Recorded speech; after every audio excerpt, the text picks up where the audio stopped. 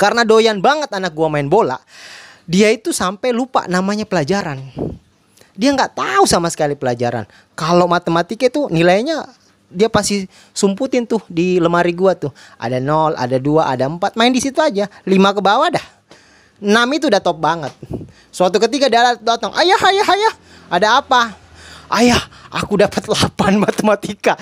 Walaupun itu hasil nyontek juga ya, tapi gua apresiasi dah.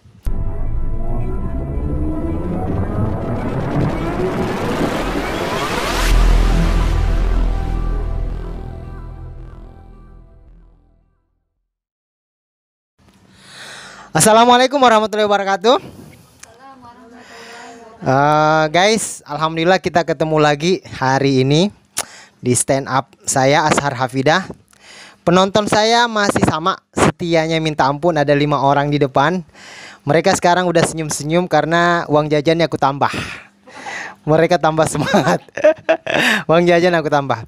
Untuk stand up hari ini, materi judulnya itu adalah tentang sekolah. Sampai sekarang tuh saya masih mikir sekolah Indonesia itu modelnya seperti apa ya. Karena dari SD harus belajar semua mata pelajaran, IPS, bahasa, eksak, ilmu pengetahuan umum harus belajar. Setelah SD mereka SMP sama belajar macam-macam tuh, harus tahu semua. Masuk SMA sama juga. Walaupun jurusan udah penjurusan, ada IPA. IPA kan harusnya belajar IPA doang dong. Ada matematika, fisika, kimia. Nggak usah belajar yang lain-lain, sosiologi. Tapi di SMA masih harus belajar. Kuliah, masuk teknik nih. Harusnya kan dia belajar tentang teknik doang. Misalnya nih teknik komputer, ya belajar seputar komputer. Ternyata di teknik itu harus belajar bahasa Inggris, belajar lagi matematika, belajar kalkulus. Jadi saya nggak tahu lah ya. Makanya gua lihat teman-teman gua nih yang waktu kuliah, mereka tuh kalau udah kelas, habis kelas kan biasa rate-nya tuh 1,5 sampai 2 jam. Mereka tuh kalau kelas, habis kelas mainnya main gaple. Jadi ilmunya itu, ilmu yang dipraktekkan di kelas itu nggak pernah tuh saya lihat mereka diskusi di emperan. Yang ada itu mereka main gaple. Dan guys, kacaunya lagi kalau main gaple tuh, kita kan kalau ya mahasiswa kuliahan itu kan harusnya udah jago ya, teorinya segala macam, hipotesa segala macam. Main gaple itu mereka hukumannya aneh-aneh. Ada yang jepit di sini, ada yang jepit kalau kalah bibir diginiin, kalau kalah sekali gini nih, kalah 2 kali segini, kalah 3 kali segini. Kadang nih kalau kalah 5 kali suruh angkat kaki terus gini. Terus gimana main gaplenya coba? Iya kan, itu main gaple nih. Terus teman-teman gue yang gue perhatiin itu kalau anak teknik, dia itu jarang banget bahas tentang kuliah, men. Yang mereka bahas tentang kapan kita serbu anak sospol. Ya kan, kapan kita serbu anak sospol nih? Apa strateginya nih kita serbu? Pedang ada nggak? Batu taruh di mana? Lah, ilmu tekniknya ada di mana? Begitu juga tuh kalau gue jalan ke teman gue di sospol, sama juga, men. Harusnya kan belajar teori-teori siapa, buku-buku siapa sosiolog. Mereka itu, men, kapan kita demo? Ayo kita demo. Kemarin kita udah demo beras, besok kita demo ini lagi, besok ini lagi. Dah. Terus ilmu kuliahnya di mana? Makanya ini pengaruh karena nggak konsisten atau apa ya. Jadi nggak jelas banget. Nah, termasuk anak gua nih, guys. Jadi heran gua. Anak gua tuh, dia tuh kalau ke sekolah mintanya pagi banget. 5:30 dia mandi. Udah cepet banget. Gue tuh masih santai aja. Orang kan masuk sekolah itu jam 7 atau 7:30. Dia 5:30. Ayo cepet. Lah, kamu makan aja lu. Ntar aja makan, ayo. Buru-buru. Saya aja masih pakai kolor jadinya. Ya udah. Pas gue anter tiap hari kayak gitu. Sampai gue penasaran. Nah, ini anak selalu tiap hari berangkat jam 6 pagi. Sekolah masuk jam 7 atau 7:30. Suatu ketika, ya udahlah. Gue pergokin dia. Ternyata guys, setelah usut punya usut, anak gua itu ke sekolah ada 2 alasan pagi-pagi. Yang pertama, dia nggak ngerjain PR karena dia harus pinjem PR-nya temennya, cepet-cepetan tuh dia kerjain biar dia nggak dihukum sama sekolahnya. Yang kedua itu karena dia pengen main bola. Dia pengen main bola. Itu aja tuh alasan anak gua kenapa dia mau pergi ke Cepet. Jadi bukan alasan karena dia rajin, enggak. Anak gua karena pengen main bola. Karena doyan banget anak gua main bola, dia itu sampai lupa namanya pelajaran. Dia nggak tahu sama sekali pelajaran. Kalau matematika itu nilainya dia pasti sumputin tuh di lemari gua tuh. Ada 0, ada 2, ada 4. Main di situ aja. 5 ke bawah dah. 6 itu udah top banget. Suatu ketika dia datang, "Ayah, ayah, ayah. Ada apa?" "Ayah, aku dapat 8 matematika."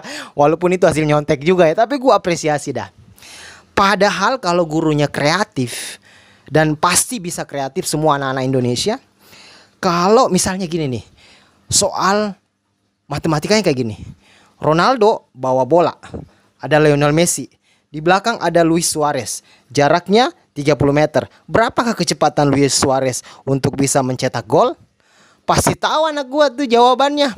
Atau gini kira-kira nih, luas lapangan bola. Lapangan bola di Juventus berapa? Lapangan bola di PSSI berapa? Dikurangin aja nilainya berapa? Pasti masuk deh itu guys. Nah ini yang jadi pertanyaan sampai sekarang tuh gua nggak ngerti sekolah seperti apa. Terus ini juga guys, ini pengaruh sekolah juga kali ya. Kita terbiasa di sekolah itu belajar semuanya, materialisme semua, tidak mengembangkan potensi diri. Banyak berita sekarang ini tentang bagaimana seorang ibu dituntut sama anak-anaknya. Kebayang nggak ya kalau si orang tuanya ini pinter matematika? Oke deh, lu tuntut gua. Ini dia tahu nih anaknya nih. Ini anak gua nih, ini bakalan nuntut nih. Jadi kalau sekarang nanti gua sel nih. Ini ASI gua sebelah kiri sel 50%. ASI ini sel 50% karena agak kempes. Ini agak gede nih, jadi mahal nih. Gua kasih nih harga mahal. Nih kalau lu mimi susunya kalau tengah malam mahal harganya. Coba. Ya kan, coba dihitung matematika seperti itu.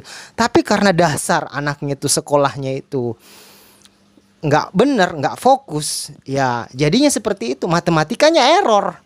Matematikanya error, dia taunya itu warisan gua harus banyak, tuntutan gua harus besar. Padahal dia nggak tahu matematikanya mamahnya dulu waktu kecil jauh lebih besar. Harusnya si ibu ini bisa nuntut balik sama dia. Nih kali aja ASI gua sama lu tuntut gua 3 miliar nih. Terus ASI gua kasih lu 10 miliar. Menang gua dong. Nah, coba kalau sekolahnya bener, pasti takut tuh anak tuh tuntut emaknya. Ya.